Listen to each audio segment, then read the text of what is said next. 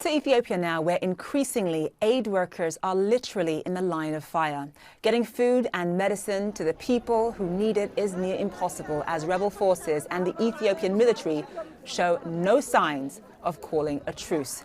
Just this week, we learned that the World Food Programme has halted food distribution in the Ethiopian towns of Kombolcha and Dessie because staffers at warehouses are being robbed at gunpoint. Meantime, more than 9 million Ethiopians are wasting away. One recent report showed distressed mothers carrying their children, sluggish and weak from hunger, to a hospital, unsure if the doctors even had the medication necessary to treat them.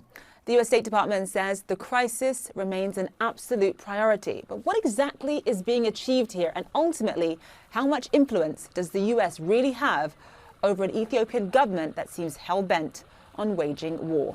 Time now for the exchange. US Congressman Sherman recently tweeted, "What's unfolding in Ethiopia has all the makings of a genocide. We cannot wait for this to become another Rwanda before we take action." Representative Sherman joins me live now from Washington. He's a Democrat on the House Foreign Affairs Committee. Congressman Sherman, thank you so much for being with us. I do want to get to the nightmarish existence happening on the ground there in Ethiopia for people in Tigray. But first of all, I want to talk about the US's ability to influence Prime Minister Abiy Ahmed. Does the Horn of Africa, does Ethiopia specifically still have respect for the United States? Well, I don't think Abiy's asking us for moral guidance. He's going to do what he's going to do. We can deal with the arms shipments, and we need to be putting more pressure on the UAE and Turkey not to ship weapons to Ethiopia. And we can more effectively demand that Eritrea allow aid shipments to go through their ports and to the people of Tigray.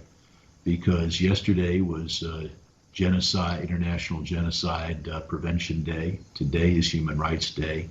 And there's nothing more important than avoiding what could be one of the greatest disasters of this century in terms of the number of deaths that could occur from famine, starvation, and the diseases that go with it in Tigray and elsewhere in Ethiopia. So just in terms of what the US could be doing to prevent more deaths, I mean, we've talked about the fact that there are 9 million people basically at risk of starvation on the ground as I speak. The US has imposed sanctions on Eritrea, but let's be honest, Eritrea is obviously low-hanging fruit. They barely have a relationship with the United States anyway. In terms of sanctions on Ethiopia, where are we on that? Well, we've taken away their trade benefits. We've halted the foreign aid, but I think we need to do more. I think there's more that we can do to get the aid in, but it would require us to act robustly at a time when the American people are not looking to be dragged into other foreign involvements. We need to look at flying in or dropping from airplanes food to desperate people. We also need to put pressure on Eritrea to let food go into its ports and then by truck into Tigray. I've suggested, and this is a bit inflammatory, and I wouldn't want to do this if it wasn't necessary, interfering on just a few occasions on ships bound to commercial ships going to Eritrea, which we could do on the high seas in order to convince Eritrea to do what they claim they're legally obligated to do, which is to allow food shipments through their ports and into the starving people of Tigray.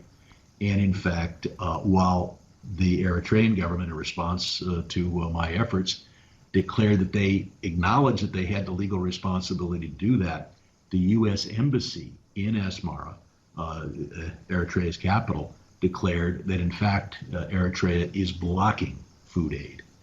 So I think all parties agree what is legally required, and the U.S. government is very clear that it's not happening. So Congressman, I mean, yes, you've outlined a list of things that the U.S. could do, but hasn't done so far. Obviously, the U.S. has several strategic interests in the region, just in terms of Ethiopia being, well, not anymore, but previously this arbiter of security in the region. They don't want the area to grow more unstable. They don't want it to become a breeding ground for terrorism. There's obviously trade and investment considerations. But has the U.S. sort of placed its own strategic interests ahead of doing its utmost to save lives, as many lives as they can, particularly in Tigray? I don't think it's that. I think it's inertia. And there's also a tension in the government. Are we most valuable as a neutral arbiter trying to negotiate the ceasefire that we desperately need to see? Or are we more useful pushing that food aid through a blockade, which the Ethiopian government and Eritrea would view as taking away their number one weapon against the Tigrayan people, which is famine, hunger, and disease. Mm-hmm. So there is that the tension in the U.S. government is, are we arbiters or are we actors, and do we get involved at all? I don't think that planning for future strategic concerns on the Horn of Africa is what's holding us back here. So the U.S. clearly needs to sort of define or redefine its role. And you know, I'm being told that I actually have to run, but we're up against time, unfortunately. But Congressman Sherman, thank you so much for being with us. Appreciate you coming on the program. We need to get food to people. Right, absolutely. Congressman Sherman.